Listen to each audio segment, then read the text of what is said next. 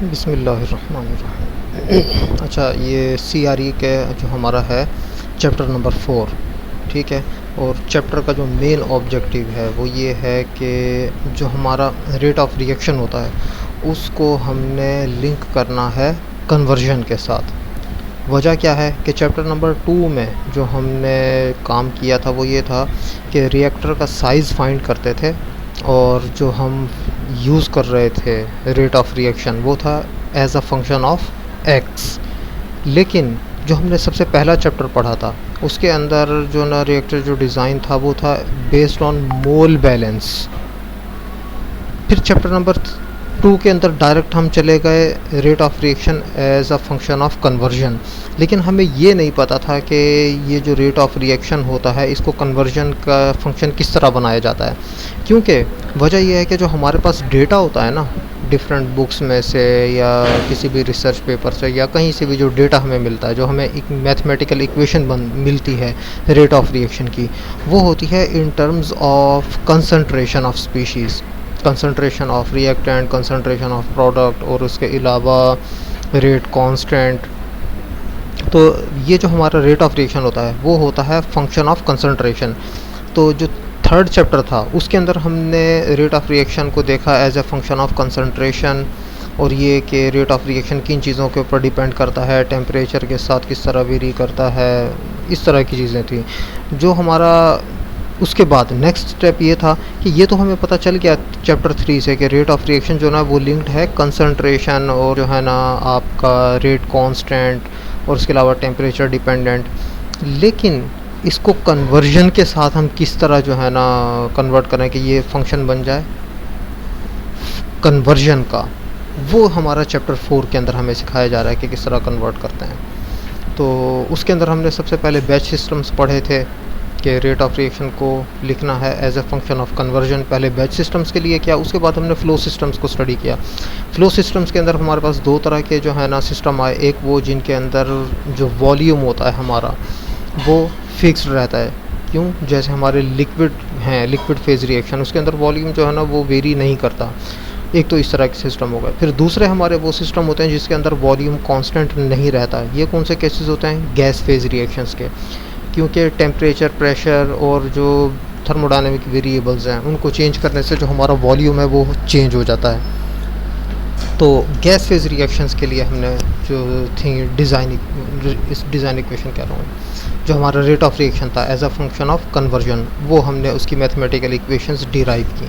अब हम उसको अप्लाई करने जा रहे हैं, यानी कि एग्जांपल सॉल्व करने जा रहे हैं। तो उस सिलसिले में हमारी ये पहली एग्जांपल है, एग्जांपल 4.3, ठीक है। इसमें है a mixture of 28% SO2 and 72% air is charged to a flow reactor in which SO2 is oxidized. तो ये रिएक्शन है कि SO2 ऑक्सीडाइज हो रही है और हमारे पास SO3 बन रहा है, ठीक है। तो ये जो हमारा है, ये जो टोटल मिक्सचर है, ये वाला जो हमारे रिएक्टेंट्स हैं, इसके अंदर SO2 जो है ना ये है 28%, और ऑक्सीजन जो है ये यहाँ पर देखो 72% एयर लिखा हुआ है, ये ऑक्सीजन नहीं है। 72% एयर है, और एयर के अंदर कौन कौन से कंपोनेंट हम काउंट करते हैं? CPP1 के अंदर और CPP2 में हम पढ़ कर आ चुके हैं, वो होता है नाइट्रोजन और ऑक्सीजन। तो हमारे पास ये जो ऑक्सीजन है ये किस तरह हम फाइंड करेंगे परसेंटेज? जो ऑक्सीजन की एयर के अंदर परसेंटेज होती है वो मल्टीप्लाइड बाय 72, तो फिर हमारे पास ऑक्सीजन की निकल आएगी, और बाकी जो होगी 72 के साथ नाइट्रोजन की मल्टीप्लाई करेंगे तो नाइट्रोजन की निकल आएगी। ये भी आगे देख भी लेते हैं हम। तो ये हमारा ऑक्सीडाइज हो रहा है SO2। हमने करना क्या है? फर्स्ट, सबसे पहले set up a stoichiometric table using only the symbols θi and Fi, यानी कि ये सिंबल्स हमने यूज़ करते हुए क्या यूज़ करना है? स्टाइकियोमेट्रिक टेबल जो है ना वो हमने बनाना है। स्टाइकियोमेट्रिक टेबल के अंदर ये दो जो हमारे वेरिएबल्स हैं ये लाजमन हों। उससे अगला हमने क्या करना है? बी पार्ट में प्रीपेयर अ सेकंड टेबल, एक और टेबल बनाना है हमने, evaluating the species concentration as a function of conversion. इस टेबल के अंदर क्या चीज़ होनी चाहिए? कंसंट्रेशन स्पीशीज़ की as a function of conversion for the case when the total pressure और ये जो टेबल बनाना है ये किस कंडीशन में बनाना है कि ये टेबल जो है इसकी कैलकुलेशन के लिए हमने जो प्रेशर यूज़ करना है वो है 1485 किलो पास्कल यानी कि 14.7 एटमॉस्फेयर, और टेम्परेचर जो है वो 27 डिग्रीज सेल्सियस है। यानी कि ये जो टेबल बनाना है इसकी जो हम कैलकुलेशंस करेंगे, न्यूमेरिकल सॉल्व करेंगे, उसके अंदर प्रेशर ये लेना है, टेम्परेचर ये लेना है, इन दो वेरिएबल्स को यूज़ करते हुए हम टेबल बनाएंगे और वो हमारा ये सेकंड टेबल होगा। उसके बाद evaluate the parameters and make a plot of each of the concentration SO2, SO3 N2 as a function of conversion. फिर ये जो सी पार्ट है इसके अंदर कह रहा है कि जो हमारे कंसंट्रेशंस आई है ना as a function of conversion, इनको प्लॉट भी करना है। यानी SO2 की concentration as a function of conversion, SO3 as a function of conversion, N2 as a function of conversion और O2 as a function of conversion, ये हमने plot भी करना है। ये हमारा क्वेश्चन है। अब इसको सॉल्व करना स्टार्ट करते हैं।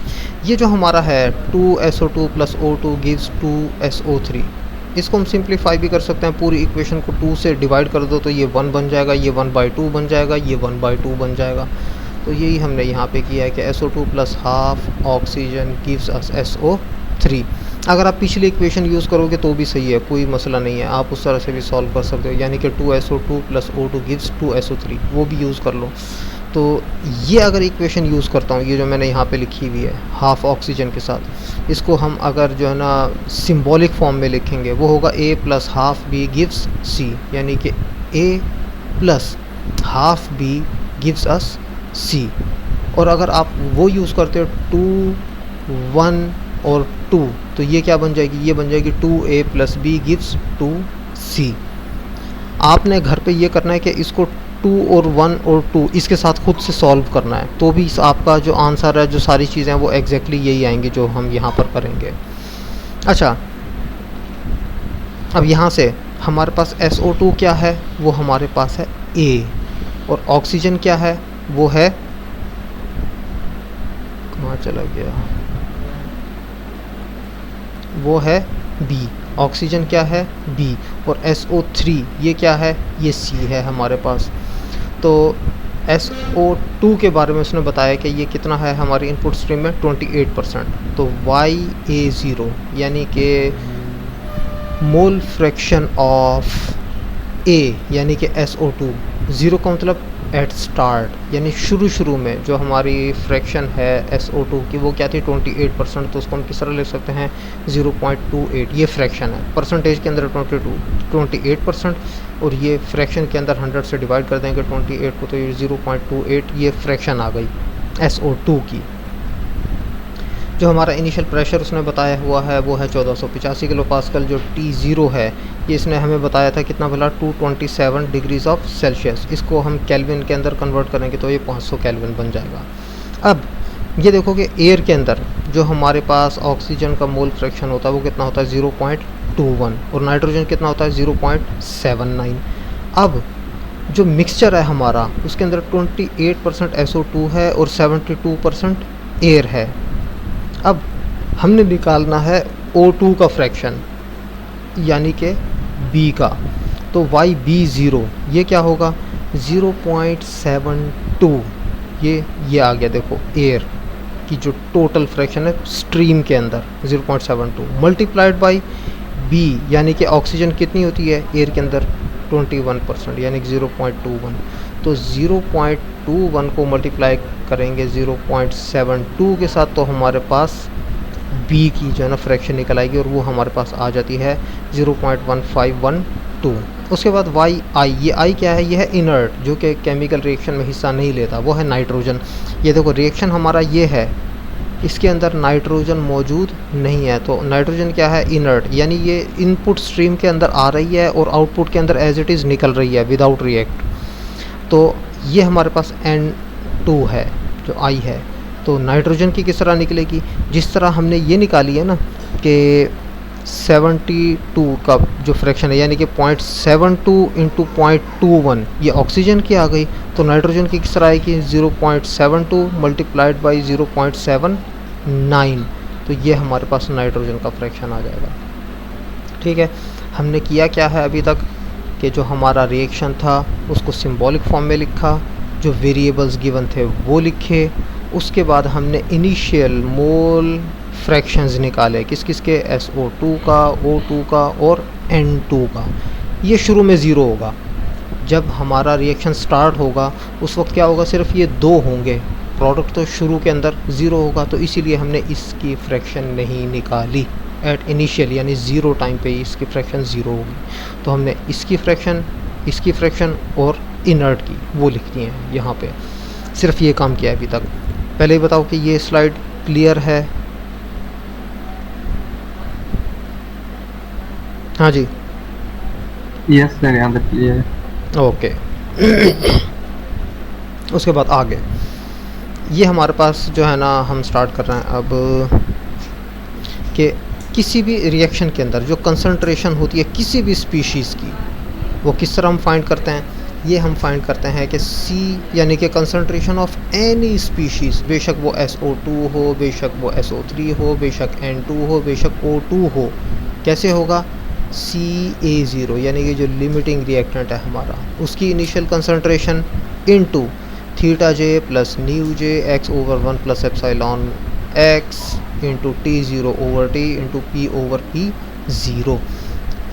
अब ये थीटा जे क्या है, ये है रेशो किस किस की, कि हमारी initial concentration of species divided by initial concentration of limiting reactant, इसकी रेशो है ये। और न्यू जे ये क्या है, ये हमारी जो रेशो है मोल्स की, जो कि केमिकल इक्वेशन से आती है, यानी कि इस इक्वेशन से जो मोलर रेशो आएगी वो हमारी क्या है, वो न्यू जे है। अच्छा, लास्ट मैंने आप लोगों को एक व्हाट्सएप किया था, उसके अंदर मैंने कहा था कि जो पिछले 2 लेक्चर्स हमने पढ़े थे वो तैयार करें, क्योंकि अगर वो तैयार नहीं किए तो आपको न्यूमेरिकल समझ नहीं आएगा। अब ये इक्वेशन जो है ये हम ऑलरेडी डिराइव कर चुके हैं पिछले 2 लेक्चर्स के अंदर, तो इसलिए मैंने कहा था कि 2 लेक्चर तैयार करना है ताकि आपको न्यूमेरिकल समझ आए। तो ये इक्वेशन मैं दोबारा दिखा देता हूँ कि हमने कहाँ पे डिराइव की थी। हम पीछे जा रहे हैं इसी लेक्चर में। ये देखो, ये हमने टेबल जो है ना बनाया था, ठीक है। इसकी अगर जनरल इक्वेशन देखनी है तो जनरल इक्वेशन भी दिखा देता हूँ। देखो ये दी हुई, ये c j is equal to CA0 theta j plus nu j x over 1 plus epsilon x P over P0 T0 over T, ये हमने डिराइव की थी पिछले लेक्चर के अंदर। तो इसीलिए इसकी डिटेल में मैं नहीं जाऊंगा कि कैसे डिराइव हुई। अगर नहीं याद तो पिछली वीडियो जो अपलोड हुई हुई है उसको निकाल के देख लेना है। तो वही इक्वेशन जो पहले हमने डिराइव की थी वही यूज़ की है हमने, कि कंसंट्रेशन किसी भी स्पीशीज़ की निकालनी हो तो फ्लो सिस्टम के लिए ये इक्वेशन हम यूज़ कर रहे होते हैं। अब इस प्रॉब्लम के अंदर जो हमारा टेम्परेचर है वो थ्रू आउट कॉन्स्टेंट रहता है, यानी T0 और जो T है ये क्या रहेंगे, इक्वल रहेंगे, ठीक है। और हम ये भी एज्यूम कर लेते हैं कि कोई प्रेशर ड्रॉप नहीं है। ये जो प्रेशर ड्रॉप का मैं ऑलरेडी भी पहले किसी लेक्चर में बता चुका हूँ कि चैप्टर नंबर 5 जो है ना उसके अंदर हम स्टडी करेंगे कि प्रेशर ड्रॉप अगर होता है किसी रिएक्टर के अंदर तो हम अपने रिएक्टर डिज़ाइन किस तरह करते हैं। लेकिन यहाँ पर हम यही एज्यूम करेंगे कि जो प्रेशर ड्रॉप है वो नहीं हो रहा। और इसी तरह जो हमारा ये चैप्टर नंबर 6 तक हमारी यही एजम्पशन रहेगी कि हम आइसोथर्मल रिएक्टर डिज़ाइन कर रहे हैं, यानी कि टेम्परेचर चेंज नहीं हो रहा। तो ये T0 और T ये इक्वल होंगे, P और P0 इक्वल होंगे। देखो ये मैंने यहाँ पे लिख दिया, ये लिख दिया। तो P और P0 इक्वल हैं, ये और ये कैंसिल हो जाएगा, T0 और T कैंसिल हो जाएगा, तो हमारे पास सिर्फ ये इक्वेशन बन जाएगी, ये वाली, यानी कि इन रेशोज़ के बग़ैर। तो ये हमारे पास देखो ये आ गई, ये हमारे पास इक्वेशन है जिससे हमने क्या करना है, अपनी कंसंट्रेशंस फाइंड करनी है। यहाँ तक समझ आया है? हाँ जी, यस सर, ओके। अब ये देखो कि CA0 ये हम कैसे निकालते हैं, ये हम निकालते हैं मोल fraction of A multiplied by total concentration. यानी कंसंट्रेशन अगर हमने निकालनी है किसी भी स्पीशीज़ की, ये CPP1 के अंदर भी हमने पढ़ा था कि concentration of any species is equal to mole fraction of that species multiplied by total concentration, ठीक है। या यूँ कह लो कि मोल फ्रैक्शन जब फाइंड करते थे किसी भी कंपोनेंट ए की, कैसे निकालते थे, moles of A divided by total moles. तो ये देखो टोटल मोल्स यहाँ पे आए हुए हैं। अगर हम इसको इक्वेशन टोटल मोल्स को दूसरी साइड पर ले जाएंगे तो वो क्या हो जाएगा, डिनोमिनेटर में आ जाएगा। तो वही इक्वेशन है जो कि हम ऑलरेडी पढ़ते हुए आए हैं CPP1 और CPP2 में, कि mole fraction is equal two moles of A divided by total moles. यहाँ पर हमने मोल्स ऑफ ए निकालने थे तो टोटल मोल्स को दूसरी साइड पर ले गए, तो ये हमारे पास इक्वेशन आ गई। और जो हमारे पास ये CT0 है, ये वाली टोटल इनिशियल कंसंट्रेशन, ये कैसे फाइंड आउट होती है, ये होती है P0/RT0। ये हमारी इक्वेशन नंबर 4-15 या 4.15 है, जो कि हम ऑलरेडी डिराइव कर चुके हैं। अब ये वाली इक्वेशन पहले कहाँ आ चुकी है ये भी मैं आप लोगों को दिखा देता हूँ, CT0 वाली।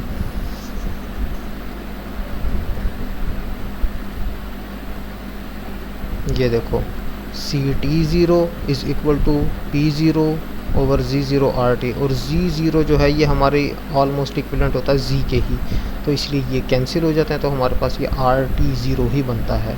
ठीक है, तो ये हम ऑलरेडी डिराइव कर चुके हैं। तो ये हमारे पास आ गया CT0 is equal to P0/RT0। अब ये जो हमारा CT0 है ये क्या है, P0/RT0, वो यहाँ पे पुट कर दो CT0 की वैल्यू, तो क्या बन जाएगा, CA0 is equal to YA0, और CT0 की जगह क्या आ जाएगा, ये। तो ये देखो ये आ गया CT0 की जगह, तो CA0 ये आ गया, YA0 ये आ गया, और CT0 की जगह P0/RT0 आ गया। अच्छा, अब हम कर क्या रहे हैं ये भी देख लो एक दफ़ा। ये जो हमारी मेन इक्वेशन थी ना, ये जो हमारी मेन इक्वेशन हमने फाइनलाइज की थी, इसके अंदर सबसे पहले हम CA0 फाइंड करना चाह रहे हैं, तो ये CA0 फाइंड कर रहे हैं ये सारा हम। तो CA0 इसके इक्वल आ गया, YA0 हम ऑलरेडी हमें पता है कि 0.28 है फ्रैक्शन SO2 का इनपुट स्ट्रीम के अंदर इनिशियल। ठीक है, तो ये YA0 आ गया। P0 उसने खुद बताया होता है 1485 किलो पास्कल है, R हमारा 8.314 किलो पास्कल क्यूबिक डेसीमीटर पर मोल पर केल्विन, मल्टीप्लाइड बाय ये जो हमारा T0 है ये 500 केल्विन है। इसको जब हम सॉल्व करते हैं तो CA0 हमारे पास आ जाता है 0.1 मोल पर क्यूबिक डेसीमीटर। ये किलो पास्कल से कैंसिल हो जाएगा, केल्विन से कैंसिल हो जाएगा, तो मोल जो है ये ऊपर चला जाएगा, तो मोल पर क्यूबिक डेसीमीटर हमारे पास कंसंट्रेशन आ जाएगी इनिशियल किसकी, SO2 की, जिसको हम रिप्रेजेंट कर रहे हैं A से। ये समझ आया?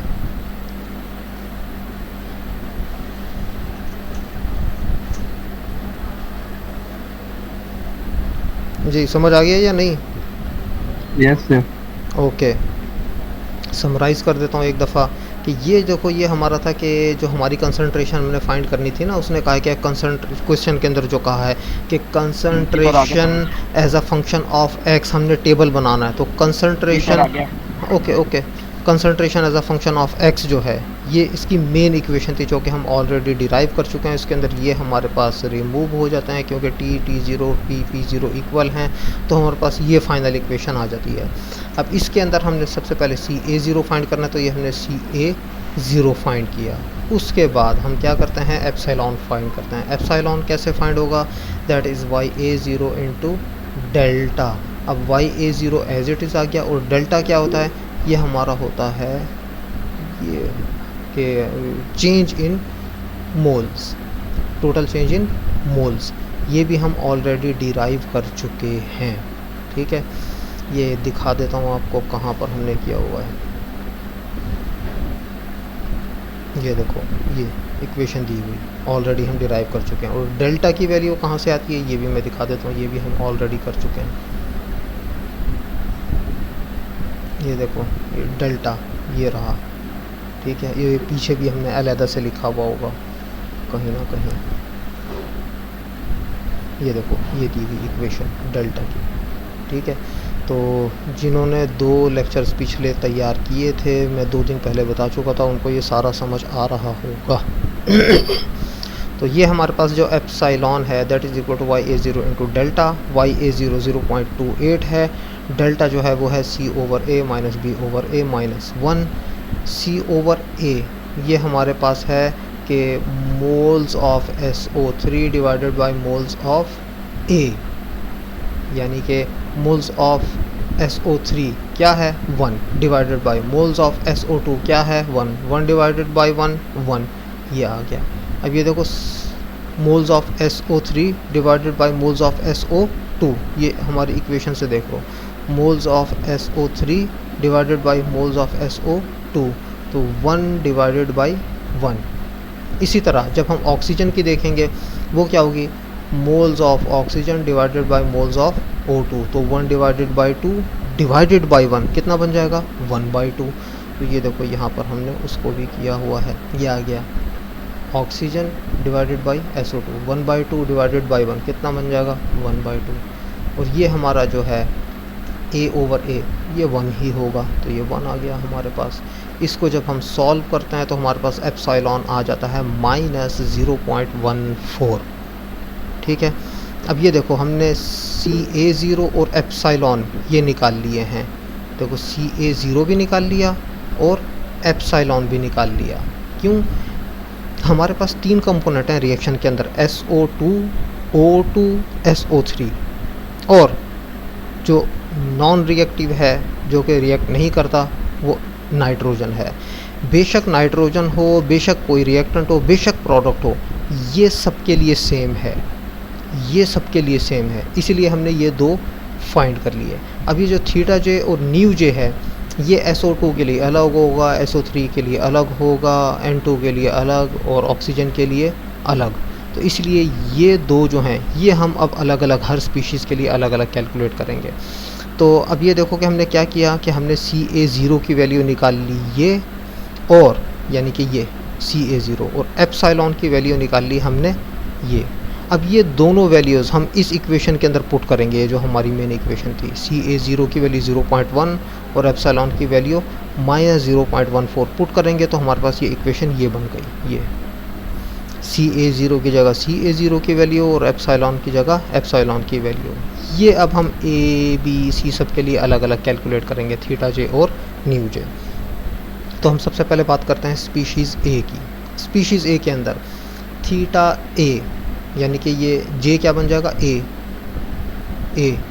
तो theta A is equal to FA0 over FA0, यानी कि हमारी जो इनिशियल मोल फ्रैक्शन या इसको हम कह लेते हैं कंसंट्रेशन, और कंसंट्रेशन और जो हमारा फ्लो रेट है ये लिंक्ड हैं आपस के अंदर, ये भी ऑलरेडी हम देख चुके हैं। तो ये हमारे पास जो है ना मोलर फ्लो रेट कह लो इसको, किसका A का डिवाइडेड बाय अगेन A का। जब B का कैलकुलेट करेंगे तो ऊपर B आ जाएगा, नीचे A ही रहेगा। C के लिए करेंगे तो ऊपर C आ जाएगा, नीचे A ही रहेगा। तो जब A है तो ऊपर A आ जाएगा, नीचे A ही रहेगा। तो FA0 ये हम कैसे फाइंड कर सकते हैं, YA0 इंटू FT0। अगेन वही कॉन्सेप्ट कि जो हमारे पास मोल फ्रैक्शन होता है वो होता है mole of component A divided by total moles.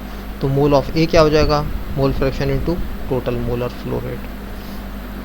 तो ये हमारे पास FA0 YA0 FT0, FA0 is equal to YA0 FT0, FT0 और FT0 कैंसिल हो जाएंगे, ये हमारे पास YA0 ओवर YA0 बन जाएगा, ये भी आपस में कैंसिल हो जाएंगे तो 1 आ गया। तो थीटा A ये क्या होगा 1, और उसके बाद न्यू J ये क्या होगा हमारे पास, ये हमारे पास होगा कि from chemical equation moles of A divided by moles of A, तो ये क्या होगा 1/1। तो न्यू A क्या होगा -1। ये भी हम ऑलरेडी पहले जो हमने थ्योरेटिकल डिस्कशन की थी उसके अंदर ऑलरेडी ये हम बता चुके हैं कि जो हमारा लिमिटिंग रिएक्टेंट होता है उसके लिए हमेशा ये -1 ही होगा, और थीटा जे हमेशा 1 होगा। लिमिटिंग रिएक्टेंट के लिए आंखें बंद करके ये 1 और ये -1, ये तो मैंने कैलकुलेट किया ना, कैलकुलेट करने की वजह से ज़रूरत नहीं है क्योंकि हमें पता है कि लिमिटिंग रिएक्टेंट के लिए हम ऑलरेडी कैलकुलेट करके आ चुके हैं कि थीटा A हमेशा 1 होता है, न्यू A हमेशा -1 होता है। तो अब थीटा J की जगह 1 आ जाएगा और न्यू J की जगह -1 आ जाएगा। तो ये इक्वेशन हमारे पास बन जाएगी CA is equal to 1 - x over 1 - 0.14x। अब हम क्या करेंगे कि इस इक्वेशन के अंदर x की वैल्यू 0 पुट करेंगे, CA फाइंड करेंगे तो ये आ जाएगा। फिर हम इस इक्वेशन के अंदर x की जगह 0.25 पुट करेंगे तो हमारे पास सी ए की ये वैल्यू आ जाएगी। फिर हम x की जगह 0.5 पुट करेंगे तो ये वैल्यू आ गई सी ए की। 0.75 पे ये सी ए आ गया और 100% कन्वर्जन के ऊपर सी ए ये आ गया हमारे पास। ये अब ये देखो कि जब शुरू में हमारे पास कन्वर्जन 0 थी तो ए क्या होगा 100%, और जब हमारे पास 100% कन्वर्ट हो चुका, इसका मतलब है कि सारे का सारा कंज्यूम हो गया, तो कंसंट्रेशन क्या हो जाएगी 0। इसका क्या मतलब हुआ कि हमने ये फार्मूला सही फाइंड किया है, हमारे पास ये टेबल आ गया। ये क्या आ गया table, concentration as a function of conversion. अब उसके बाद हम बी की बात करते हैं। बी पर जाने से पहले ये बताओ कि ये जो हमने किया है यहाँ तक इस टेबल तक, ये समझ आई है, इसमें कोई कंफ्यूजन? सर ये स्लाइड समझा रहे हैं ये वाली टेबल वाली। अच्छा ये बताओ कि ये इक्वेशन तो समझ आ गई ना कि कैसे बनी ये वाली इक्वेशन, ये समझ आई है, पहले ये बताओ। यस सर, सब डिराइव्ड वैल्यूज पुट कर दो। हाँ, ये यहाँ तक समझ आ गई है कि ये इक्वेशन कैसे आई।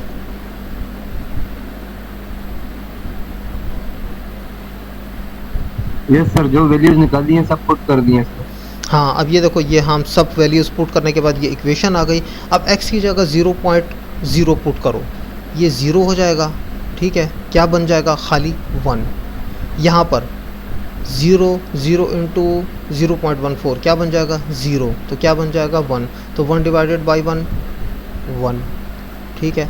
तो ये हमारे पास जो है ना सी ए निकल आएगा, यहाँ से 0 पुट किया तो सी ए की वैल्यू 1 आ जाएगी। उसके बाद 0.25 पुट करो, यहाँ पर भी 0.25 पुट कर दो, यहाँ पर भी 0.25 पुट कर दो, ठीक है।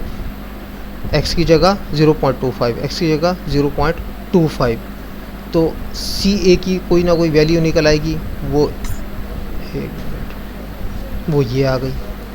उसके बाद x की जगह 0.5 पुट कर दो, यहाँ पर भी 0.5 पुट कर दो, सॉल्व करो, जो आंसर आएगा वो ये आ जाएगा। उसके बाद x की क्या पुट करोगे 0.75, यहाँ पर भी 0.75, इसको सॉल्व करो, जो आंसर आएगा वो ये है हमारे पास। इसी तरह x की जगह 1 पुट करो और यहाँ पर भी 1 पुट करो, तो जो आंसर आएगा इसको सॉल्व करके वो ये आ गया। ये हमारे पास टेबल बन गया। x की वैल्यू 0 पे 0.25, 0.5, 0.75 और 1। समझ आया ये table? Sir C A naught की वैल्यू पुट की है इसमें?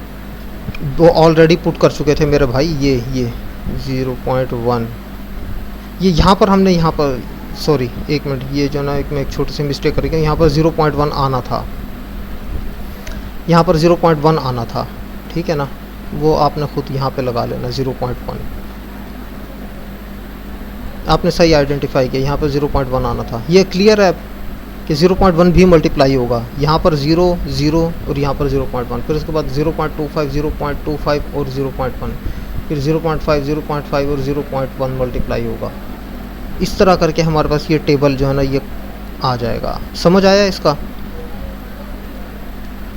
सर ये वैल्यूज ठीक रहेंगी या दोबारा कैलकुलेट करते हैं? नहीं ये वैल्यूज़ ठीक हैं, वैल्यूज़ ठीक हैं, क्योंकि ये देख लो, एक दफ़ा वेरीफाई कर लो, बेशक ये वैल्यूज़ ठीक ही हैं। उसकी मैं वजह बता देता हूँ। ये देखो ज़रा, हमारे पास जब हम ये 0 रखेंगे x, ठीक है, तो ये क्या हो जाएगा 0, तो 1 माइनस 0 क्या होगा 1, ठीक है। ऊपर न्यूमरेटर में क्या बन गया 1।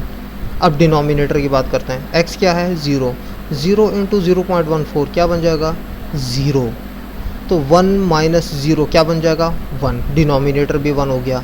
अब न्यूमरेटर भी 1, डिनोमिनेटर भी 1, 1 ओवर 1 क्या हो जाएगा 1।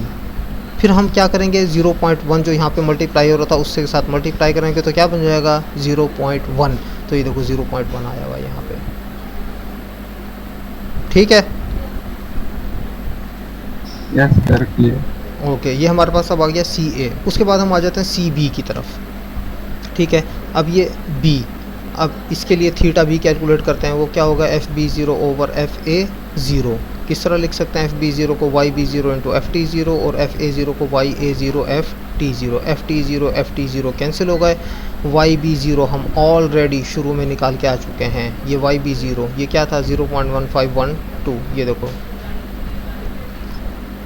ये देखो 0.1512, ये हम ऑलरेडी निकाल चुके थे। उसके बाद YA0 0.28, इसको जब सॉल्व करते हैं तो 0.54, यानी कि थीटा बी कितना आ गया 0.54। उसके बाद न्यू बी, ये क्या होगा, ये हमारे पास होता माइनस बी ओवर ए, और ये बी हमारे माइनस बी जो है, ये बी जो है ये है 1/2 और ए क्या है 1, तो सॉल्व होके क्या बन जाएगा -1/2, और इसको हम क्या लिख सकते हैं -0.5। तो थीटा बी की जगह 0.54 और न्यू बी की जगह -0.5, और ये 0.1 इस दफ़ा लिखा हुआ है यहाँ पे। अब यहाँ पर इस इक्वेशन के अंदर हम x की वैल्यू 0, 0.25, 0.5, 0.75 और 1 ये पुट करते जाएंगे, सी बी की वैल्यूज़ आती जाएंगी, ये टेबल आ जाएगा हमारे पास कि 0 के ऊपर सी बी की ये वैल्यू है, 0.25 पे ये, 0.5 पे ये, 0.75 पे और फिर 1 पे सी बी की हमारे पास आ गया टेबल। ये क्लियर है?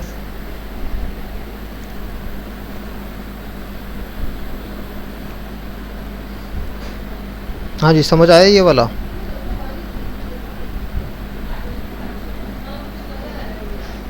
Yes sir.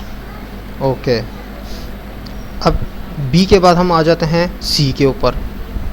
सी के लिए थीटा सी कैसे निकलेगा, FC0 ओवर FA0, FC0 को लिखेंगे YC0 ओवर FT0, FA0 को YA0, FA0 FT0, FT0 cancel, YC0 यानी कि SO3 इनिशियली कितना मोल फ्रैक्शन था 0, और YA0 0.28, तो क्या आंसर आ गया 0। तो थीटा सी हमारा क्या हो गया 0।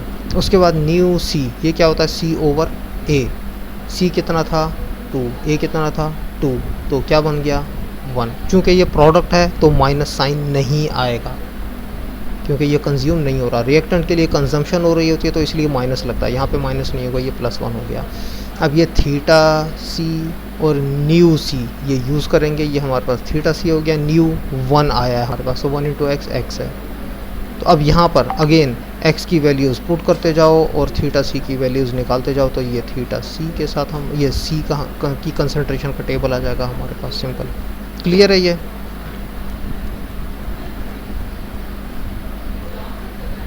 हाँ जी, थीटा सी समझ आ गया ना?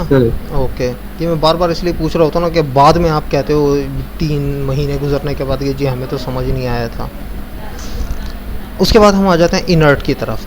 थीटा आई ये क्या होगा FI0 ओवर FA0, FI0 को हम लिखेंगे YI0 over FT0, YA0 over FT0, ये दोनों कैंसिल हो जाएंगे। YI0 ये हम ऑलरेडी निकाल चुके हैं शुरू के अंदर, किस तरह वाला कि जो फ्रैक्शन हमारा एयर के अंदर होता है नाइट्रोजन का, वो मल्टीप्लाइड बाय 0.72 जो कि स्ट्रीम के अंदर हमारी एयर आ रही है, वो उस तरीके से हमने निकाला था। तो ये 0.5688 था, YA 0.28 है, सॉल्व करेंगे तो ये आ जाएगा 2.03। और न्यू आई केमिकल रिएक्शन के अंदर नाइट्रोजन कितना है 0, उसके अंदर तो नाइट्रोजन है ही नहीं केमिकल रिएक्शन के अंदर। केमिकल रिएक्शन के अंदर SO2, O2 और SO3 हैं, तो इसलिए ये हमारे पास क्या होगा नाइट्रोजन के लिए 0। तो हमारे पास ये दोनों वैल्यूज़ हम पुट करेंगे तो हमारे पास ये थीटा सी ये आ गया, सॉरी थीटा आई ये आ गया। आगे क्या था प्लस न्यू एक्स था, न्यू कितना है 0, तो ये वाली टर्म 0 हो गई, तो खाली 2.03 रह गया। अब x की वैल्यूज़ पुट करते जाओ, आपके पास कंसंट्रेशन ऑफ आई यानी कि नाइट्रोजन उसकी कंसंट्रेशन की वैल्यूज़ आती जाएंगी, तो ये हमारे पास आ गया। ठीक है, अब हमने क्या करना है कि हमारे पास ये जो हमने 4 कंसंट्रेशंस निकाली हैं as a function of x, इनको मैं समराइज़ कर रहा हूँ एक सिंगल टेबल के अंदर, वो ये टेबल मैंने बना दिया, यानी कि x की वैल्यू 0, 0.25, 0.5, 0.75 और 1। सी ए जो हमने निकाली थी वैल्यूज़ वो ये लिख दी, सी बी की वैल्यूज़ जो निकाली थी वो ये लिख दी, सी सी की वैल्यूज़ ये लिख दी और सी आई की वैल्यूज़ ये मैंने लिख दी। ये मैंने सिर्फ समराइज़ किया, जो पीछे छोटे टेबल बनाए थे ना अलग-अलग, ए का अलग, बी का अलग, सी का अलग और आई का अलग, उसको मैंने एक ही जगह पे कंबाइन कर लिया। ये हमारे पास ओवरऑल टेबल आ गया जो कि हमें चाहिए था। ये समझ आ गया है कि ये टेबल कैसे आया? Yes sir. ये इनर्ट क्यों चेंज हो रहा है, ये तो रिएक्ट ही नहीं कर रहा। देखो अब एक चीज़ कि शुरू में यूँ समझो कि नाइट्रोजन जो है ना वो थी 50% और जो हमारे पास SO3 थी वो 0 थी, और A जो था SO2 वो भी कुछ परसेंटेज थी, लेकिन A कम होता जाएगा, SO3 बढ़ता जाएगा, तो टोटल जो हमारे पास फ्रैक्शन है ना वो I का चेंज होना है, क्योंकि परसेंटेज एक की और दूसरे की जो है ना वो वेरी करती रहेगी, जिसकी वजह से N2 की भी वेरी करेगी। नंबर ऑफ मोल्स जो है ना, नंबर ऑफ मोल्स जो है वो इसका जो ना कांस्टेंट रहेगा, लेकिन जो कंसंट्रेशन है वो हमारी चेंज होनी है, क्योंकि हमारे पास जो गैसियस रिएक्शंस होते हैं या जो भी केमिकल रिएक्शंस होते हैं उसके अंदर जब हम मोल्स की बात करते हैं, आपने वो नहीं पढ़ा कि N2 + 3H2 gives us 2NH3, यानी 4 मोल्स शुरू में थे, लेकिन एंड में कितने रह जाते हैं हमारे 2 मोल्स। क्यों? NH3 का तो 2 मोल्स बन रहा है ना, शुरू में 4 थे, N2 + 3H2, कितने मोल्स हमने इनपुट दिए 4, जब रिएक्शन कंप्लीट हो गया कितने मोल्स रह गए 2। अगर इसके अंदर, इसी रिएक्शन के अंदर अगर आपका जो कोई इनर्ट कंपोनेंट हो तो उसका भी तो मोल फ्रैक्शन ओवरऑल चेंज हो रहा होगा ना, तो ये मोल्स के जो हमारे पास कंसंट्रेशन है ना, कंसंट्रेशन चेंज होगी लेकिन टोटल नंबर ऑफ मोल्स वो सेम रहेगा नाइट्रोजन का। या आपने CPP1 जो है ना वो सही तरीके से नहीं पढ़ी हुई, इसका मतलब है, इसका तो ये मतलब है ये चेंज ही होगा। समझ आई है मेरी बात जो मैंने कही है?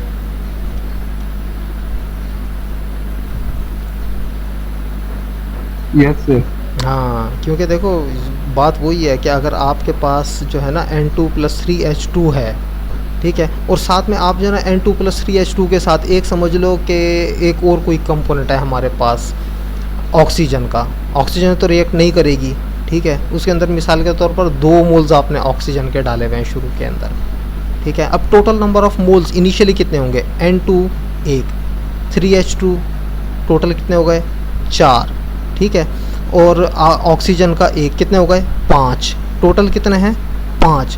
अब जब रिएक्शन कंप्लीट होगा तो NH3 कितना होगा 2 मोल्स, ऑक्सीजन कितना 1 मोल, तो एंड में कितने रह गए 3, शुरू में कितने थे 5 और एंड में 3। अब ज़रा रेशोज निकालो, तो ऑक्सीजन चेंज हो रहा होगा कि नहीं हो रहा होगा? तो इस वजह से ये कंसंट्रेशन चेंज हो रही होगी। अच्छा, ये टेबल आ गया हमारे पास। इस टेबल को मैंने यहाँ पर एक्सेल के ऊपर ये मैंने बाकायदा कैलकुलेट करके निकाला। ये मैंने ऐसे नहीं है कि एक्स की वैल्यूज़ पुट कर दी और CA की वैल्यूज़ पुट कर दी, CB की वैल्यूज़ पुट कर दी, नहीं, मैंने इस सेल के अंदर बाकायदा फार्मूला लगा कर जो ना ये टेबल बनाया है। इसके अंदर फार्मूला लगाया, इसमें फार्मूला लगाया, इसमें फार्मूला लगाया है। ये मैं आपको एक दफ़ा दिखा देता हूँ, तो ये आपने ख़ुद घर पे बैठ के इसको करना है सॉल्व एक्सेल के ऊपर। ये मैं आपको दिखा देता हूँ। ये chemical reaction engineering lecture 15 to 18, ये एग्जाम्पल 4.3, ये देखो जी, ये मैं आपको दिखा दूँ। ये देखो, इसको जब मैं क्लिक करता हूँ तो ये देखो ये फार्मूला लिखा हुआ है, CA0 मल्टीप्लाइड बाई ब्रैकेट शुरू TH underscore A + RA RXN multiplied by CO2 1 + ये फार्मूला लिखा हुआ है। तो ये फार्मूला लगाया हुआ है मैंने। ये कैलकुलेशन जो है ना, मैंने ये नहीं किया कि कागज़ के ऊपर कैलकुलेशन की, जो आंसर आया वो यहाँ पर लिख दिया, नो, फार्मूला लगा के मैंने इनको सॉल्व किया हुआ है, ठीक है ना। तो आप लोगों ने ये प्रैक्टिस करनी है। तो वो मैंने फिर उसके बाद उसका स्नैपशॉट लेके यहाँ पे स्लाइड के ऊपर लगा दिया है। तो ये एग्जैक्टली वही टेबल है जो हमने अभी अभी बनाया था, ये वाला टेबल, ये एक्सेल के ऊपर भी मैंने कैलकुलेट कर लिया, ठीक हो गया। उसके बाद मैं क्या करता हूँ कि कंसंट्रेशंस, ये देखो ये कन्वर्जन का एक्सिस है और ये कंसंट्रेशन का एक्सिस है। ये हमारे पास जो है ना ब्लू कलर में ये I यानी इनर्ट है नाइट्रोजन का। उसके बाद ये रेड कलर के अंदर कौन सा है A का, तो ये SO2 की कंसंट्रेशन डिक्रीज़ हो रही है। जैसे देखो, जैसे जैसे रिएक्शन होता जा रहा है, कंसंट्रेशन ऑक्सीजन ये जो हमारा SO2 है इसकी कम होती जा रही है, क्योंकि कंज्यूम होता जा रहा है 100% कन्वर्जन के ऊपर कितना हो गया 0। ये देखो 0 ख़त्म हो गई सारी की सारी हमारी। उसके बाद ये हमारे पास है B यानी कि O2, ठीक है। ये भी जैसे जैसे रिएक्शन बढ़ रहा है, रिएक्ट करता जा रहा है और कम होता जा रहा है, ऑक्सीजन कम होता जा रहा है, लेकिन ज़ीरो नहीं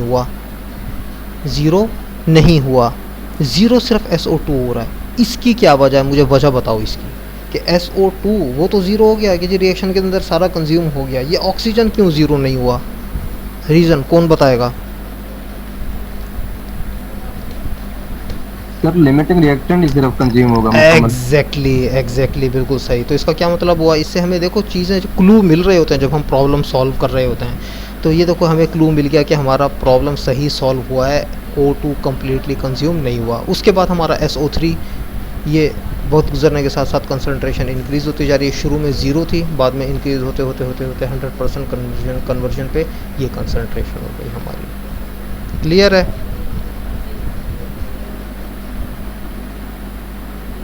उसके बाद ये मैंने मेरा अपना शौक़ और आप लोगों के लिए मोटिवेशन कि कंप्यूटर प्रोग्रामिंग सीखो, आप इंजीनियर्स हो। एक बात याद रख लो, जिस स्टूडेंट को प्रोग्रामिंग नहीं आती वो इंजीनियर नहीं है, बेशक वो इंजीनियरिंग पास कर ले, बेशक वो इंजीनियरिंग के अंदर PhD भी कर ले, जिसको कंप्यूटर प्रोग्रामिंग नहीं आती ही इज़ नॉट इंजीनियर। ये याद रखना। ये पाइथन प्रोग्राम लिखा और पाइथन के ऊपर ही प्लॉट कर दिया है, देखो पाइथन के ऊपर कितना खूबसूरत प्लॉट बनता है। ये कंसंट्रेशन वर्सेस कन्वर्जन हो गया, ये हमारा कन्वर्जन का एक्सिस हो गया, ये हमारी कंसंट्रेशन ऑफ कंपोनेंट आई हो गया। अगेन सेम वैसे ही प्लॉट बनाया जैसा कि हमारा पिछला एक्सेल के ऊपर बना था। ठीक हो गया? ये बताओ कि ये हमारा सॉल्व हो चुका है, ये प्रॉब्लम न्यूमेरिकल प्रॉब्लम समझ आया सबको? हाँ जी,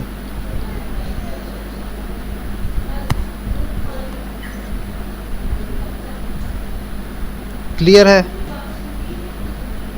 यस सर समझ आ गया। ओके। इसकी देखो बात वही कि प्रैक्टिस नहीं करोगे तो फिर नहीं होना। अच्छा, उसके बाद ये हम जो है ना कि प्रीवियसली भी हमने ये देखा है कि if not most rate law for catalyst reaction are given in terms of partial pressure.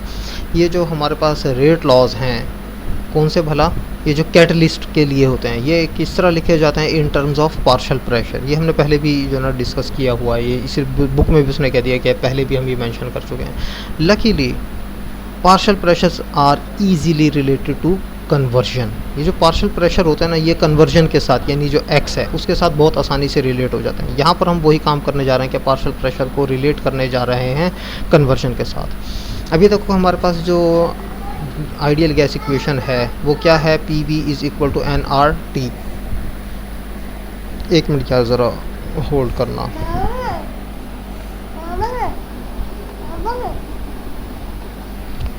बेटी मैं पढ़ा रहा हूँ, बाहर चलो।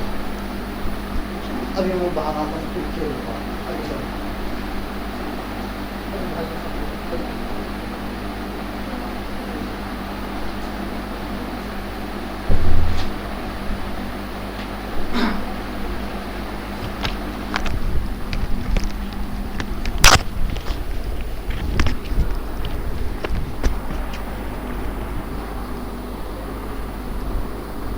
हाँ, तो ये हमारी आइडियल गैस इक्वेशन आ गई। अगर इस आइडियल गैस इक्वेशन को हम लिखें किसी कंपोनेंट आई के लिए, यानी मिक्सचर ऑफ गैसेस है, उसमें से हमको एक कंपोनेंट ले लेते हैं। उस एक कंपोनेंट के लिए क्या बनेगी हमारी इक्वेशन? वो बन जाएगी PIV is equal to NIRT। अब ये देखो कि V जो है ना, यहाँ पे VI नहीं आएगा, VI नहीं आएगा। क्यों? क्योंकि जो ith कंपोनेंट होगा, जो कोई एक गैस होगी, वो ही पूरा वॉल्यूम ऑक्यूपाई कर रही होगी कंटेनर का। कंटेनर में किसी भी जगह मूव कर सकती है वो, तो जो कंटेनर का टोटल वॉल्यूम है वही उस एक कंपोनेंट का भी वॉल्यूम होगा। तो PIV is equal to NIRT। और यहाँ से हम क्या करते हैं, हम V को इक्वेशन के दूसरी साइड पर ले जाते हैं, तो PI is equal to NI/V/RT। और N/V moles per unit volume, ये क्या होता है? कंसंट्रेशन ऑफ कंपोनेंट आई बन जाएगा ये। तो PI is equal to CIRT। अब CI ये हम पिछले लेक्चर के अंदर पढ़ के आ चुके हैं। किसी भी कंपोनेंट आई की जब कंसंट्रेशन फाइंड करनी है, वो क्या होती है? Total concentration into molar flow rate of component I divide by total molar flow rate P/P0 T। ये हम ऑलरेडी ये इक्वेशंस डिराइव करके आए हुए हैं। अब CI की ये जो वैल्यू आई है हमारे पास, ये हम कहाँ पे पुट कर देंगे? इधर। तो हमारे पास PI is equal to CI की वैल्यू ये वाली इधर पुट कर दी, और बाकी ये जो P0 over P0 T0 over T ये आ गया हमारे पास। ये RT जो था ये आ गया, यानी कि ये हमारे पास आया है CI और ये आ गया RT, ये हमारा PI निकल आया। अब इसको सिंप्लीफाई करते हैं कि ये जो हमारा T और ये वाला T ये कैंसिल हो जाएंगे, ठीक है। तो हमारे पास ये CT0 RT0 बन जाएगा। ये देखो ज़रा पिछली इक्वेशन, ये T और ये T कैंसिल हो गए, क्या बन जाएगा RT0 और CT0 ये रहा, तो CT0 इंटू RT0, देखो CT0 इंटू RT0। उसके बाद हमारे पास ये दो बच जाएंगे, FI और FT0, P ओवर P0 ये बच जाएंगे, ये आ गया हमारे पास, ठीक हो गया। अब उसके बाद सर ये स्टेप रिपीट करते हैं। ओके जी, रिपीट कर देते हैं। ये देखो ये तो समझ आ गई ना कि CI की जगह CI की वैल्यू आ गई, ठीक है, और RT एज इट इज़ आ गया, तो ये हमारे पास PI निकल आया। यहाँ तक समझ आया, पहले ये बताओ। यस सर, यहाँ तक। ओके, अब क्या होगा कि ये T और ये वाला T कैंसिल हो जाएंगे आपस में, ठीक है। क्या बन जाएगा RT0। इस RT0 को उठा के शुरू में लिख दो इधर, तो क्या बन जाएगा CT0 RT0।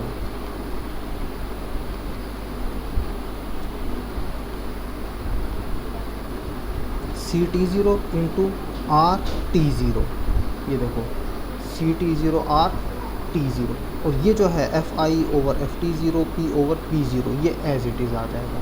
क्लियर है अब? Yes sir. ओके, अब ये जो हमारे पास है CT0 RT0 ये क्या होता है, ये कहलाता है PT0। ये क्या कहलाता है PT0, ये भी हम ऑलरेडी इक्वेशन डिराइव करके आए हुए हैं। तो इसकी जगह हम क्या लिख सकते हैं PT0, इसकी जगह हमने लिख दिया PT0, और ये FI over FT0 as it is आ गया। ये हमारे जो P और P0 है इसको हम कहते हैं प्रेशर रेशो, ये भी हम ऑलरेडी पढ़ के आए हुए हैं। तो ये इसको हम स्मॉल p से रिप्रेजेंट करते हैं, ये p आ गया, स्मॉल p आ गया हमारे पास प्रेशर रेशो। तो ये इक्वेशन मॉडिफाई होकर क्या बन गई, ये बन गई हमारे पास। अभी बताओ कि ये PI is equal to PT0 FI और FT0 इंटू P, यहाँ तक क्लियर है? हाँ जी, ओके ओके। अब ये देखो कि PI वो क्या था CI into RT, CI into RT, ये देखो पीछे अभी मैंने निकाला है PI is equal to CI into RT, तो ये PI is equal to CI into RT, और CI जो है CI, ये CI ये क्या होता है CA0 into theta I plus mu I x over 1 plus epsilon x P over P0 T0 over T। ये हमने अभी पिछले प्रॉब्लम के अंदर भी देखा था कि हमने स्टार्ट ही यहाँ से लिया था, और ये हम पिछले लेक्चर्स के अंदर जो टेबल्स हमने बनाए थे उसके अंदर ये हम ऑलरेडी डिराइव करके आए हुए हैं। तो PI0 is equal to CI0 over CI0 RT, और CI जो है वो इसके इक्वल होता है। तो हम ये वाली वैल्यू यहाँ पे पुट कर देते हैं CI की जगह, तो हमारे पास ये बन जाएगा PI is equal to CA0 theta I mu I x over 1 plus epsilon x P over P0 T0 over T। और ये वाला जो RT है ये कौन सा है, ये वाला। तो सिंपली इस इक्वेशन के अंदर CI की वैल्यू जो ये वाली है ये पुट की, तो ये वैल्यू आ गई, और उसके बाद RT, ये हमारे पास PI है। अब अगेन सिंप्लीफाई कर लो, यहाँ से T और ये T कैंसिल हो गया, क्या बन जाएगा RT0। इसको लेकर RT0 को उठा के यहाँ पे शुरू में लिख दो CA0 के साथ, तो बन जाएगा CA0 RT0। उसके बाद ये हमारे पास दो जो ब्रैकेट वाले टर्म्स हैं ये बच जाएंगी, ये हमारे पास ये आ गए। उसके बाद ये जो P ओवर P0 है ये प्रेशर रेशो कहलाती है हमारे पास, और ये जो हमारे पास है CA0 RT0 ये क्या है PA0, इसकी जगह PA0 लिख दिया। तो ये देखो किसी भी कंपोनेंट I का पार्शियल प्रेशर किस तरह लिखा जा सकता है, partial pressure of limiting reactant multiplied by theta I into new I x over 1 plus epsilon x. ये तो हम अभी भी जो पिछले हमने न्यूमेरिकल प्रॉब्लम के अंदर टेबल जो हमने बनाया था उसके अंदर ये हम ऑलरेडी देख के आ चुके हैं। और ये प्रेशर रेशो, ये हमारे पास देखो P I as a function of x आ गई हमारे पास इक्वेशन। ये समझ आइए कि किस तरह डिराइव हुई है।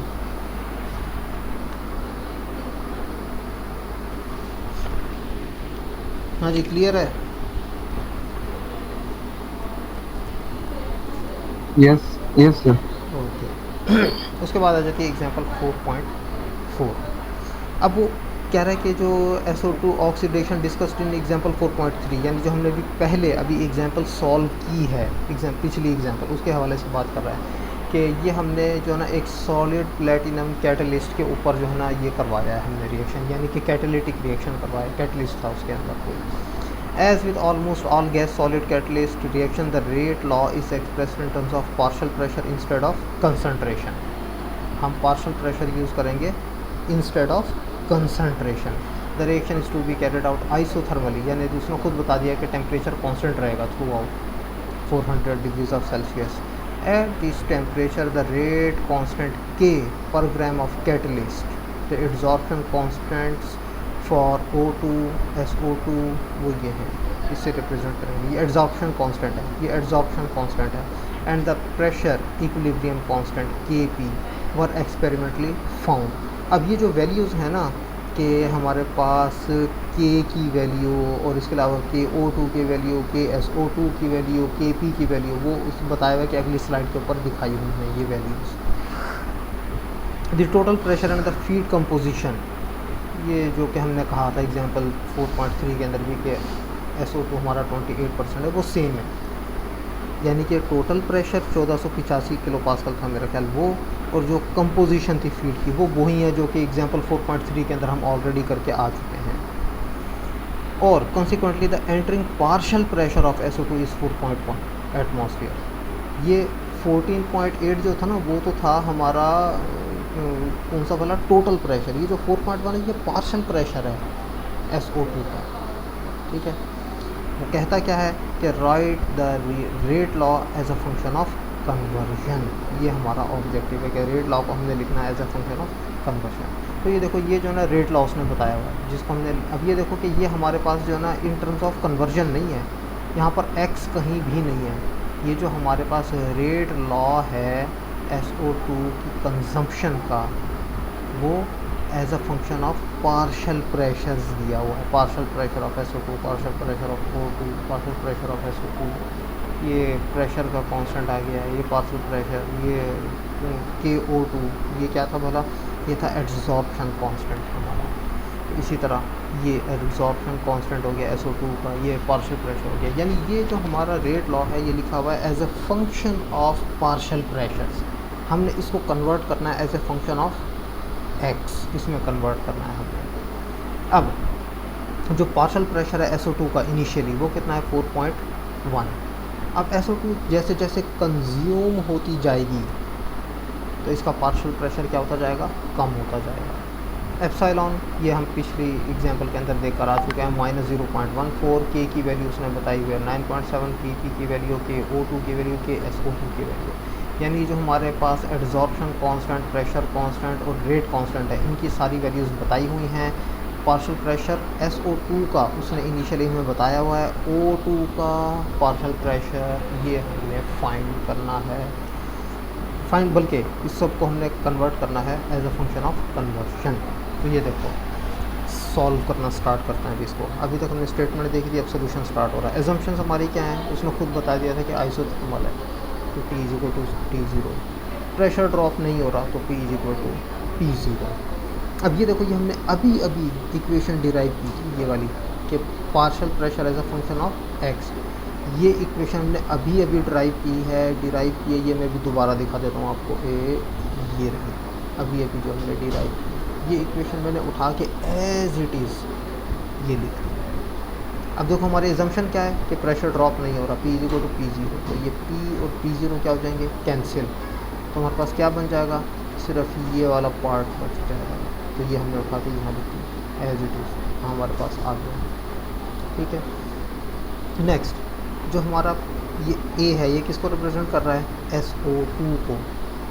ये देखो PA0 या PSO2 at time t equal to 0 कितना था, 4.1 एटमॉस्फेयर, ये भी उसने बताया हुआ है। एप्सिलॉन पिछली एग्जांपल से हमें पता है ये है। हम SO2 का अब पार्शियल प्रेशर फाइंड करते हैं। Partial pressure of SO2 is equal to partial pressure of limiting reactant at time t is equal to 0 into 1 minus x over 1 minus 0.14 x। कैसे आया, इस इक्वेशन से जो हमने लिखी थी, ठीक है। अब ये देखो, जब हम बात करते हैं लिमिटिंग रिएक्टेंट की, तो partial pressure of limiting reactant कितना है, PSO2 0। ये देखो PSO2 0। उसके बाद ये जो हमारा थीटा आई होता है, ये लिमिटिंग रिएक्टेंट के लिए हमेशा कितना होता है, 1। ये देखो 1। उसके बाद न्यू आई लिमिटिंग रिएक्टेंट के लिए हमेशा कितना होता है, -1। तो ये देखो -1। उसके बाद ये एप्सिलॉन, ये कितना था, पिछली एग्जांपल से हम देख कर आ चुके हैं, ये था -0.14। ये देखो -0.14। ये हमारी SO2 partial pressure of SO2 as a function of conversion, ये इक्वेशन आ गई हमारे पास। उसके बाद O2 की बात करते हैं। Partial pressure of O2 is equal to partial pressure of SO2 at time t is equal to 0 into theta O2 minus nu I, किसके लिए, ऑक्सीजन के लिए। ये हम पिछली एग्जांपल के अंदर भी देख कर आए हैं, -1/2 बनेगा ये इंटू x, और नीचे ऑलरेडी वही 1 माइनस 0.14 x। मज़ीद सिंप्लीफाई करते हैं। ये जो हमारा थीटा O2 के लिए था, ये हम पिछली एग्जांपल के अंदर कैलकुलेट करके आ चुके हैं, तो वही वैल्यू एज इट इज़ उठा के हमने यहाँ पे लिख दी, ठीक है। तो ये इसमें से ये जो हमारा न्यूमरेटर है और डिनोमिनेटर, इसको यूँ समझ लो कि 2 से मल्टीप्लाई भी कर दिया और 2 से डिवाइड भी कर दिया, यानी कि 2 डिवाइडेड बाई 2, 2 डिवाइडेड बाई 2। ये जो ऊपर वाला 2 है, ये पहली टर्म से मल्टीप्लाई होगा तो 1.08 बन जाएगा, और जब दूसरी टर्म से मल्टीप्लाई होगा तो 2 और 2 कैंसिल हो जाएगा, ये खाली x बच जाएगा, और जो नीचे वाला 2 था वो ये आ गया, और जो डिनोमिनेटर है वो एज इट इज़ हमारे पास आ गया। तो ये हमारे पास partial pressure of O2 as a function of x, ये इक्वेशन आ गई हमारे पास। 2 पार्शियल प्रेशर की हमने निकाली हैं, SO2 का partial pressure as a function of x और O2 का partial pressure as a function of x। अब हम बात करते हैं SO3 की। तो PSO3 क्या होगा, PSO2 at 0 theta SO3 plus nu SO3 x over 1 minus 0.14 x। ये हम पिछले प्रॉब्लम के अंदर फाइंड करके आ चुके हैं, ये भी पिछले प्रॉब्लम के अंदर फाइंड करके आ चुके हैं, तो वहीं से डायरेक्ट वैल्यूज़ उठाएंगे, लिखेंगे। तो ये हमारे पास PSO3 जो है ये बन जाएगा PSO2 at 0 into x over 1 minus 0.14 x। ये हमारा partial pressure of SO3 as a function of x आ गया। ये समझ आया यहाँ तक कि पार्शियल प्रेशर्स कैसे कैलकुलेट किए हैं हमने। सिंपली ये जो हमारी मेन इक्वेशन थी ना, ये वाली, इसके अंदर सिर्फ थीटा आई और न्यू आई की वैल्यूज़ पुट करते जाओ पिछले प्रॉब्लम के अंदर जो हमने देखी थी, और कोई कहानी नहीं है इसके अंदर, आपके पास पार्शियल प्रेशर्स आते जाएंगे। क्लियर है? हाँ जी, यस सर। ओके, अगर क्लियर है तो अब हमने क्या किया, ये जो आपको इतनी लंबी चौड़ी सी इक्वेशन लिखी हुई नज़र आ रही है, लाइन नंबर 1 2 3 4 4 लाइनों के ऊपर मुश्तमिल ये जो इक्वेशन है, ये पता है ये बहुत सिंपल इक्वेशन है। किस तरह बनी ये चेक कर लो कि बनी किस तरह है। ये हमारे पास था, ये हमारी इक्वेशन, इसके अंदर K एज इट इज़ लिखा जाएगा। ये जो PSO2 है ये पार्शियल प्रेशर ऑफ SO2, क्या चीज़, ये इक्वेशन रेट लॉ से बनाई है, ये रेट लॉ उसने खुद दिया हुआ है हमें। ये जो फाइनल इक्वेशन आए थे ना, ये रेट लॉ से ही बनाई है हमने, कि ये रेट लॉ हमें दिया हुआ है कि हमारे पास एज इट इज़ रहेगा। PSO2 हमने इक्वेशन फाइंड की थी, वो इक्वेशन यहाँ पे पुट कर देंगे। पार्शियल प्रेशर ऑफ O2 की इक्वेशन हमने फाइंड की थी, वो इक्वेशन यहाँ पे पुट कर देंगे। यहाँ पर पार्शियल प्रेशर ऑफ SO2 की जो इक्वेशन निकाली थी वो पुट कर देंगे, यानी इसकी जगह एक इक्वेशन आ जाएगी, इसकी जगह दूसरी इक्वेशन आ जाएगी, इसकी जगह तीसरी इक्वेशन आ जाएगी, इसकी जगह एक और इक्वेशन आ जाएगी, इसकी जगह इक्वेशन आ जाएगी। तो इस वजह से हमें ये क्या लग रही है, लंबी चौड़ी, हालांकि है ये वही SO2 की है। सिर्फ क्या किया है कि पार्शियल प्रेशर्स जो थे उनको as a function of conversion हमने यहाँ पे लिख दिया डायरेक्ट। ठीक हो गया। उसके बाद ये जो न्यूमेरिकल वैल्यूज़ हैं के पी, के ओ टू, के एस ओ टू, ये उसने शुरू में हमें बता दी थी। ये देखो यहाँ पर ये वाली वैल्यूज़, ये हम पुट कर देंगे कहाँ पे, इस इक्वेशन के अंदर। ठीक है, तो हमारे पास उसके बाद ये टेबल में आ जाएगा। ठीक है, ये हमारे पास partial pressure of SO2 at 0, ये एप्सिलॉन की वैल्यू, के पी, के ओ टू, के SO2, कन्वर्जन 0.0, 0.01, 0.02, 0.03, यानी कि 1% कन्वर्जन, 2%, 3, 4, 5, 6, 7, 8, 9, 10, इस तरह करते करते पूरी, ये मैंने कुछ पार्ट दिखाया है, कंप्लीट नहीं है, ये नीचे तक जा रहा है काफ़ी। ये एज इट इज़ हमारे पास क्या आ गया भला, कन्वर्जन। ये है partial pressure of SO2 as a function of conversion. ये O2, ये SO2, ये पार्शियल प्रेशर्स जो हमने इक्वेशंस बनाई थी ना, ये जो हमारे पास SO2 आ रहा है ना, ये वाला, ये कहाँ से आ रहा है, ये हमारे पास आ रहा है इस इक्वेशन के अंदर। इस इक्वेशन के अंदर SO2 PSO2 0, ये कितना है 4.1, यहाँ पे 4.1 लिखेंगे, यहाँ पर 0.0, 0.0 और सॉल्व कर लेंगे। फिर उसके बाद 0.01, 0.02 फिर सॉल्व कर लेंगे, 0.02, 0.02 सॉल्व कर लेंगे, 0.03, 0.03 सॉल्व कर लेंगे। जो आंसर आते जाएंगे वो हम यहाँ पे पुट करते जाएंगे। ये इसी तरह partial pressure of oxygen, partial pressure of SO3, ये हमारे पास आ गए। ठीक हो गया। अब ये जो है NUMDEN, ये क्या है, ये है न्यूमरेटर, ये है डिनोमिनेटर। तो ये देखो ज़रा, ये देखो, ये जो हमारी है ये वाला, ये हमारा है न्यूमरेटर। ठीक है, इसके अंदर PSO2 0 कितना है 4.1, 0.01, 0.01, 0.02, 0.02, 0.03, 0.03, यहाँ पर भी इसी तरह चलता रहेगा।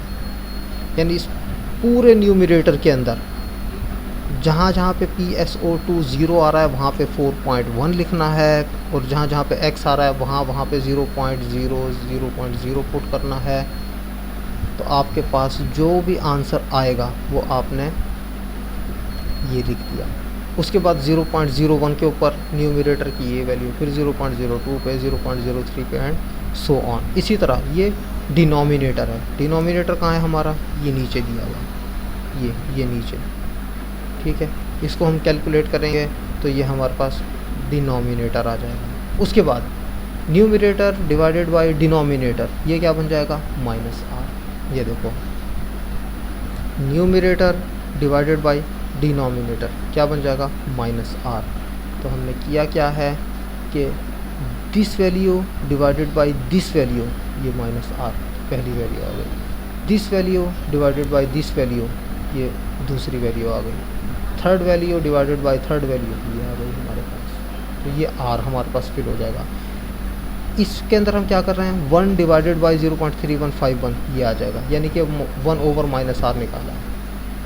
इस पूरे को हमने डिवाइड कर दिया 1 से, तो ये कॉलम बन जाएगा हमारे पास। अब हमने करना क्या है कि इस कॉलम को, ये जो आखिरी कॉलम दिखाया हुआ है, इसको ड्रॉ करना है अगेंस्ट x। तो हमारे पास ये ग्राफ आ जाएगा। ठीक है, ये देखो 1 ओवर -r और ये x कन्वर्जन। तो ये देखो, ये हमारे पास एक कर्व आ जाएगा, इस तरह ड्रॉ हुआ ये। उसके बाद अगेन वही कर सकते हैं जो इंजीनियर्स हैं, ये कोड लिखा, ये प्लॉट कर दिया। समझ आई है कि कैसे हुआ ये काम।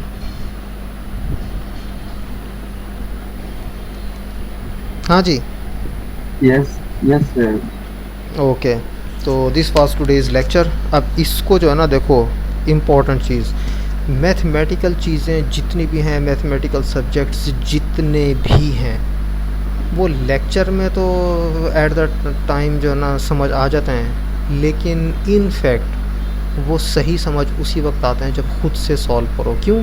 जब खुद से सॉल्व करोगे ना तो आंसर गलत आ रहे होंगे, चीज़ें मिसिंग हो रही होंगी, उसकी प्रैक्टिस करोगे फिर आपको वो चीज़ें पता चल जाएंगी कि भाई इस तरह सॉल्व हो रहा है। तो ये 2 एग्जांपल्स उस वक्त तक ज़बानी सॉल्व करते रहनी है जब तक आपका ये बिल्कुल सही याद नहीं हो जाती एग्जाम्पल्स के सॉल्व किस तरह करनी होती है कॉन्सेप्चुअली, यानी कॉन्सेप्चुअली भी समझ आए और आंसर्स भी सही आ रहे हो, तो इसका मतलब है कि अब आपको एग्जांपल समझ आ रही है। एक दफ़ा सॉल्व करो कुछ गलतियाँ होंगी, दोबारा सॉल्व करो, हो सकता है गलतियाँ एक दो रह जाएं, फिर सॉल्व करो, फिर भी कोई गलती आ रही हो फिर दोबारा से सॉल्व करो। जब आप 2 दफ़ा इस तरह सॉल्व कर लो बग़ैर गलती के, तो समझ लो कि आपको समझ आ गई है। एक्सेल के ऊपर एटलीस्ट माइक्रोसॉफ्ट एक्सेल को यूज़ करते हुए ये प्रॉब्लम्स आपने सॉल्व करना है और पेपर पे भी करना है बाई हैंड, ठीक है।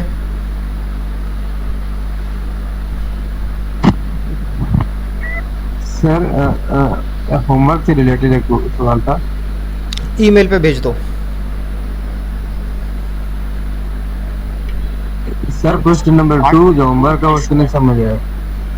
क्वेश्चन नंबर 2 ये तो पहले पूछना चाहिए था कि जी नहीं समझ आया। जिस दिन जमा करवाना तो उस दिन थोड़ी कहते कि ये समझ नहीं आया। तो पहले लेक्चर नहीं हुआ हमारा, ईद थी तो हमने बाद में सॉल्व किया तो मुझसे हो नहीं रहा था तो पार्ट भाई मेरे ईद से मैं ना ये आप बात ही गलत है। मैं तो ईद से जो लास्ट वीक था उससे पिछले हफ्ते में मैंने दिया था होमवर्क को आपको, और मैंने आपसे पूछा था कि कब सबमिट करवाओगे। आपने कहा था जी आज के दिन सबमिट करवाएंगे। मैंने तो इसके अंदर कुछ किया ही नहीं था। मैंने नहीं कहा था कि ये जो है ना किस दिन करवाना है, मैंने आपसे पूछा था किस दिन करवाना है। आपने कहा जी फ़लाने दिन करवाएंगे। मैंने कहा जी मर्ज़ी है इस दिन करवा दो। और मैंने ये आपको हमेशा कहा हुआ है। मैसेज किया था, मैंने आपसे एक क्वेश्चन पूछा था ऑनलाइन लेक्चर में, तो आपने कहा था मुझे व्हाट्सएप कीजिएगा। सर आपने रिप्लाई नहीं किया यार, दोबारा व्हाट्सएप करते हैं,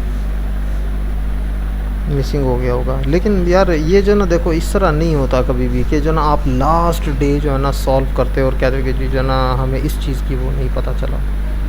आपको तो चलो एक केस रोल नंबर 13 का जेन्युइन हो गया, लेकिन बाकियों के लिए तो ये चीज़ वैलिड नहीं है। अपने बहरहाल होमवर्क सबमिट करवाओ, उसके बाद देखते हैं क्या करते हैं। ठीक है जी, थैंक यू, अल्लाह हाफिज़। सर जी मेड के बारे में कुछ बता दें। यार ये तो मुझे नहीं पता, ये तो यूनिवर्सिटी ने डिसाइड करना है। मुझे भी यूनिवर्सिटी से पता जब चलेगा तो आपको भी पता चल जाएगा। चलो जी, थैंक यू, अल्लाह हाफिज़।